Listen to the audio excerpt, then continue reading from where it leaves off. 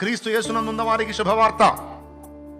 మనుషులు నిన్ను అర్థం చేసుకోకపోయినా, లోకం నిన్ను పట్టించుకోకపోయినా, నిన్ను ప్రేమించేవాడు ఎవడ లేకపోయినా, పలకరించే దిక్కు లేకపోయినా, బయటపడే దారి లేకపోయినా, తరచుగా పడుతూ లెగుస్తూ పాపంలో నెట్టబడుతూ ఉన్నా, గుర్తుపెట్టుకో, నీకు నిరీక్షణ ఉంది, నీకు విడుదల ఉంది, నీకు అవకాశం ఉంది. అది ఆయన రెక్కలలోనే ఉంది, ఆయన పాదాల దగ్గరే ఉంది. సత్యదానికి చేసే సాహసం ఏదో ఆయన పాదాల దగ్గరికి పోవటానికి చెయ్యి.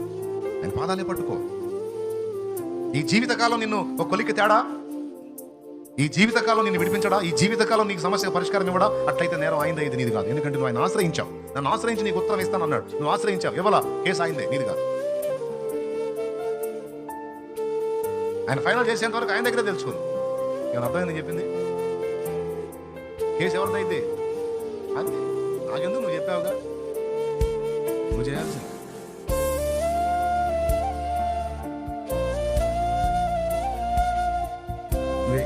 ఎన్ని సంవత్సరాలు చేస్తావు చేయి, నాకు తెలియదు. నేను నీ దగ్గర నీ కాళ్ళ దగ్గర కూర్చున్నాను, నీ పాదాల దగ్గర ఎన్ని సంవత్సరాలు చేస్తావు చేయి, నాకు ఎప్పుడు చేయాలో, ఎలా చేయాలో, నేను ఎలా విడిపించాలో, ఏ స్థితికి నేను తీసుకుంటాను. నిరీక్షణ ఉంది నాన్న, నీకు విశ్వాసం ఉంటే, నీ హృదయంలో ఆయన ఎడల విశ్వాసం ఉంటే, బిడ్డ నీకు నిరీక్షణ ఉందమ్మా, నీకు నిరీక్షణ ఉందమ్మా.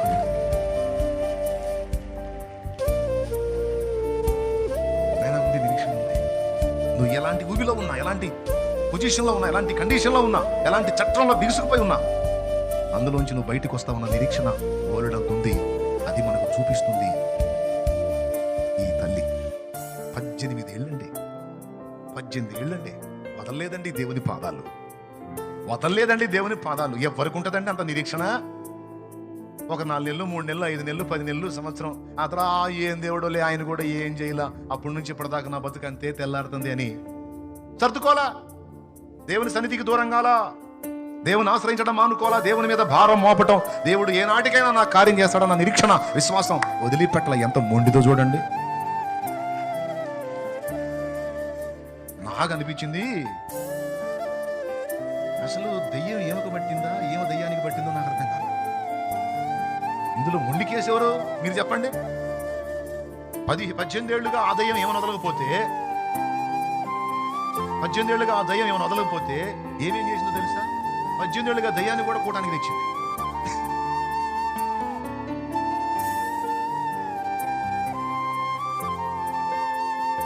ఎంత దారుణమైన విషయం అండి ఇది. 18 ఏళ్ళ దయ్యాన్ని కూడా కూటంలో కూర్చోబెట్టి, మరి ఏమో కోసం వచ్చిన అది కూడా కూర్చోవాలిగా, ప్రసంగం అంతా అది కూడా వినాలిగా. ఏడ్చుకొచ్చినట్టునే ఇప్పుడు బలహీనాల్లో బలవంతురాలా. 18 ఏళ్ళు దయ్యాన్ని కూర్చోబెట్టింది కూటం.